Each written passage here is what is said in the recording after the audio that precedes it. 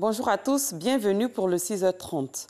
Les principaux responsables de la Confédération des fédérations nationales de bétail de l'UEMOA et de la Fédération des commerçants de Côte d'Ivoire ont animé une conférence de presse hier au parc à bétail de l'abattoir de Port-Bouilly. Cette conférence, qui se tient une semaine avant la fête de la Tabaski, était destinée à rassurer les populations quant à l'approvisionnement du marché de bétail en cette période de forte demande en ovins et en bovins. Jean-Luc Bangou. Plus que 6 jours pour la célébration de la fête de la Tabaski. Et cette année ne dérogera pas à la règle. Le marché du bétail sera fortement sollicité à la faveur de cette fête où le sacrifice du mouton est de rigueur. C'est le moment que les acteurs de la filière bétail ont choisi pour s'adresser aux consommateurs ivoiriens. Dites aux musulmans, fête Tabaski, c'est pour tout le monde. C'est une fête de bonheur. Ils n'ont qu'à rester tranquille. Ils n'ont qu'à venir à Port-Bouilly. Les moutons sont là. Cette assurance, le président de la Confédération de la filière bétail la tire des dernières dispositions arrêtées par les autorités administratives et les acteurs de la filière. Nous avons travaillé pour éliminer ce qu'on appelle les faux frais sur les routes pour que les moutons puissent être achetés par les consommateurs à des prix vraiment très abordables. La Confédération a facilité le transport du bétail en accordant des financements aux différents chargeurs. Un marché, c'est approvisionné, mais où le prix du mouton peut atteindre parfois des sommets. On fait ça 700 à débattre. On peut le diminuer beaucoup dedans. 700 000 francs CFA. Loin de se laisser décourager par ces prix, le défilé des fidèles musulmans désirant s'approvisionner les bêtes de sacrifice se fait de plus en plus dense sur les différents parcs à bétail du district d'Abidjan. Le ministre de la Santé et de l'Hygiène publique a visité le mercredi le centre de radiothérapie et d'oncologie médicale Alassane Ouattara, le SAMU, service d'aide urgente, et la nouvelle pharmacie de la santé publique NPSP. Objectif, faire l'état des lieux. Ami Sissoko. La proximité pour s'imprégner des réalités dans les établissements sanitaires. Depuis son entrée au gouvernement, le ministre Eugène Akaoulé ne cesse de visiter les établissements sanitaires sous sa tutelle. Première étape ce mardi, le centre de radiothérapie et d'oncologie médicale de Cocody, un centre spécialisé dans le traitement de cancer. Face au ministre, les responsables de la structure dressent un bilan sommaire après 8 mois de fonctionnement. Nous avons ouvert le 25 janvier. Les chiffres, au 13 août, nous avions 735 patients qui ont visité ce centre. Nous avons autour de 150 patients en radiothérapie. Nous avons eu plus de 400 chimiothérapies, plus de 2000 consultations. Donc oui, nous voulons continuer de renforcer la capacité d'accueil de ce centre. Après le centre de radiothérapie, cap sur le SAMU, le service d'aide médicale urgente. Ici, le ministre de la Santé se rend compte de l'état des 3 services de cette structure, les Grands Brûlés, le centre d'appel et le centre d'hémodialyse. Dans ce dernier, la visite du ministre était une aubaine pour ce malade.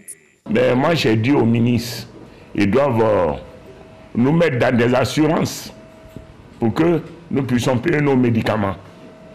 Le directeur du SAMU n'a pas manqué de souligner des doléances. Si les budgets sont conséquents, il n'y a plus de problème. L'hémodialyse, il faut créer d'autres centres à travers la Côte d'Ivoire. Il faut développer aussi les services ambulances. Au niveau des Grands Brûlés, il faut du matériel, il faut des médicaments. La visite du ministre de la Santé s'achève à la nouvelle pharmacie de santé publique à Trècheville. Là, il veut s'assurer de la disponibilité des médicaments. C'est trop facile de faire l'inventaire d'une maison quand vous n'êtes pas à l'intérieur de la maison. Donc c'est une première. Deuxièmement, jouer la proximité avec les acteurs du système de santé, échanger avec eux et partager une vision commune. Le ministre Eugène Akaoulé souhaite la décentralisation de certains services. Il annonce aussi que des visites inopinées auront lieu pour vérifier l'effectivité du travail. Parlons éducation. L'Union économique et monétaire ouest-africain UEMOA a désormais son prix d'excellence. Il s'agit du prix d'excellence de l'école de l'UEMOA dénommé Goodyear School. Ce prix est l'initiative d'une structure de communication qui œuvre en appui au système éducatif dans l'espace UEMOA en partenariat avec l'UNESCO. Il a pour but de renforcer et de consolider les liens entre les pays membres de l'UEMOA pour une meilleure intégration et une cohésion sociale mondiale autour du triptyque Excellence, Éducation, Culture à travers la promotion de l'excellence en milieu scolaire et estudiantin. Les lauréats seront connus le 8 septembre prochain ici à Abidjan. Sephora Zegui, Franck Adiou.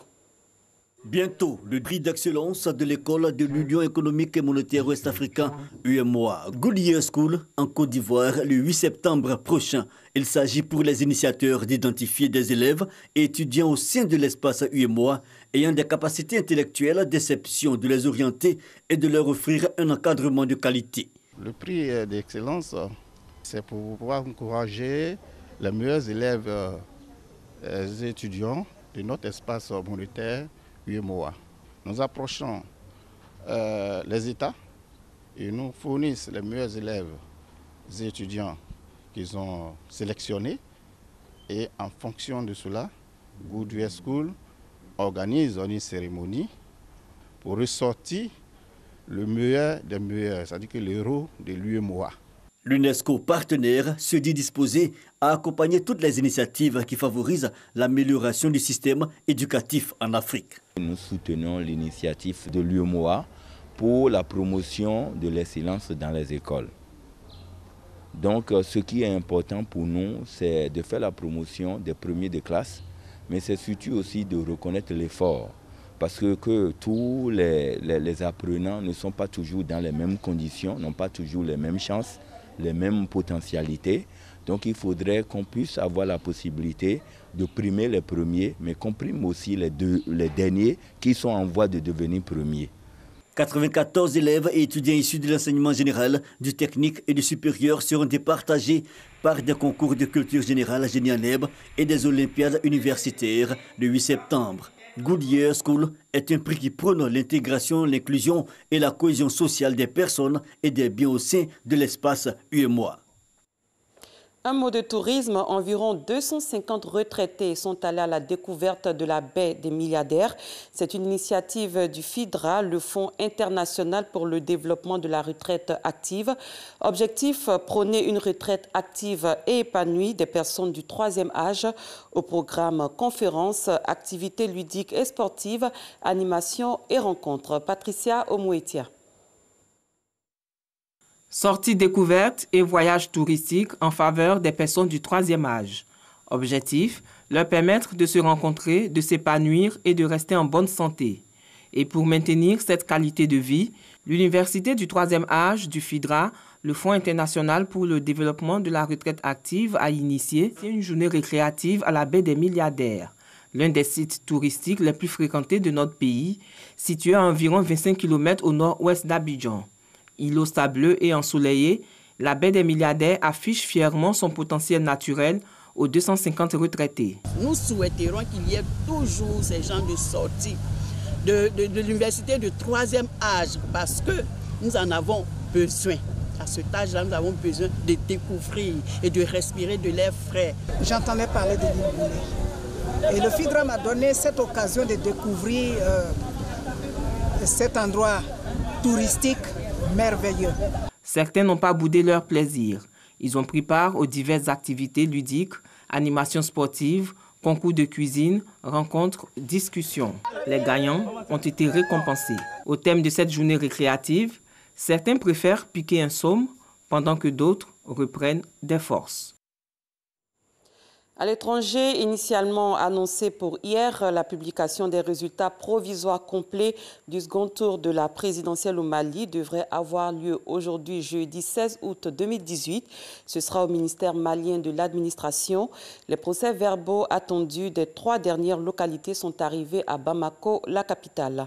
Le Qatar compte fournir 15 milliards de dollars d'investissement en Turquie. L'annonce a été faite hier par l'émir du Qatar, Cheikh Tamim Hamad Al Thani, à l'issue d'une rencontre avec le président turc Recep Tayyip Erdogan. Cette information intervient dans un contexte d'effondrement de la monnaie turque sur fond de crise diplomatique avec les États-Unis.